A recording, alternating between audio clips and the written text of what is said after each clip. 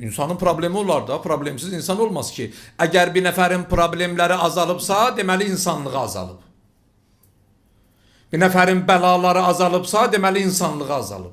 Allahla olan münasibətlərində bir soyuqluq əmələ gəlib. Həzrəti Musa bir ay xəstələnmədi.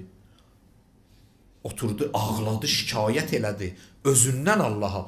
Dedi, Allah mən neynəmişəm ki, bir aydır məni xəstələndirmirsən.